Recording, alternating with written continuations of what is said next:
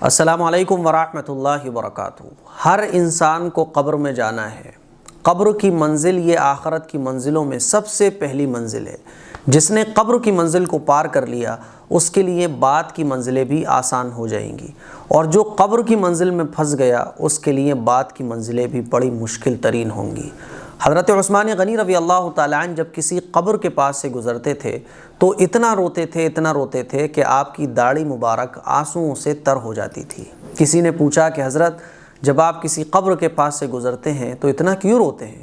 آپ نے فرمایا کہ میں نے حضور سے سنا ہے القبر روضۃ من ریاض الجنہ او حفرۃ من حفر النار، کہ قبر جنت کے باغوں میں سے ایک باغ ہے اور جہنم کے گڑھوں میں سے ایک گڑھا ہے۔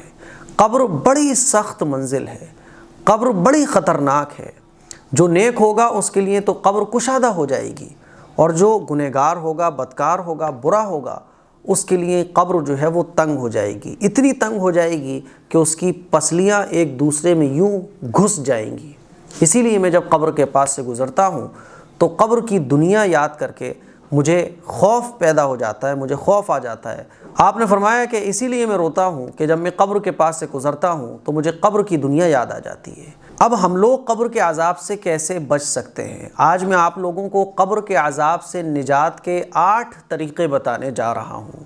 علامہ سمرقندی رحمۃ اللہ علیہ فرماتے ہیں کہ جو شخص قبر کے عذاب سے نجات حاصل کرنا چاہے اور عذاب قبر سے محفوظ رہنا چاہتا ہے تو اس کو 4 چیزوں کا پابند رہنا چاہیے، 4 کام اس کو کرنا چاہیے، اور اس کو 4 چیزوں سے احتیاط رکھنا چاہیے۔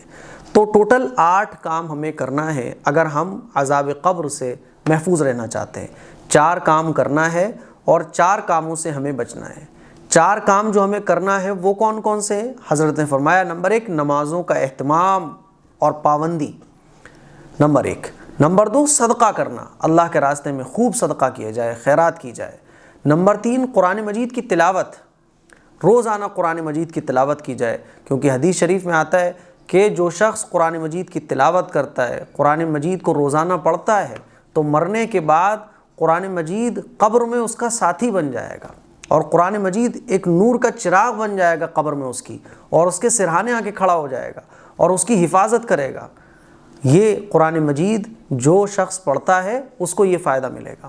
نمبر 4 تسبیحات کی کثرت، ذکر و اذکار، درود شریف، استغفار، تسبیحات پڑھی جائے تو خوب ذکر و اذکار کیا جائے، یہ چوتھا کام ہے۔ تو یہ 4 کام کرنا ہے، کیونکہ یہ 4 چیزیں جو ہیں قبر کو نورانی اور کشادہ کرتی ہیں۔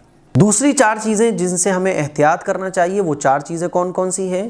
نمبر 1 جھوٹ نہ بولے، اگر ہم یہ چاہتے ہیں کہ ہم عذاب قبر سے محفوظ رہیں تو جھوٹ نہ بولیں۔ نمبر 2 خیانت نہ کرے، اگر ہمارے پاس کوئی امانت رکھتا ہے تو ہم اس کی امانت میں خیانت نہ کریں۔ نمبر 3 کسی کی چغلی نہ کرے، کیونکہ چغل خور اگر کوئی ہے تو اس کو عذاب قبر ہوگا۔ اگر ہم عذاب قبر سے محفوظ رہنا چاہتے ہیں تو تیسرا کام جو ہمیں نہیں کرنا ہے، جن سے احتیاط کرنی ہے، وہ ہے چغلی نہ کرنا۔ نمبر 4 پیشاب کے قطرات سے خود کو بچائے۔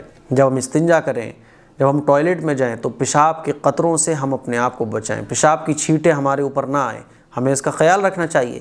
حضور علیہ الصلوۃ والسلام نے ارشاد فرمایا کہ تم لوگ پیشاب سے بہت زیادہ بچو، کیونکہ اکثر قبر کا عذاب اسی وجہ سے ہوتا ہے۔ اسی لیے ہمیں پیشاب کے قطروں سے بچنے کا بڑا اہتمام کرنا چاہیے۔ استنجا کرتے وقت ہمیں پیشاب کے قطروں سے بچنے کا بڑا خیال رکھنا چاہیے۔ تو یہ 8 تدابیر ہیں جن پر عمل کر کے ہم قبر کے عذاب سے محفوظ رہ سکتے ہیں۔ اس کلپ کو شیئر کریں، دوسروں تک پہنچائیں۔ السلام علیکم ورحمۃ اللہ وبرکاتہ۔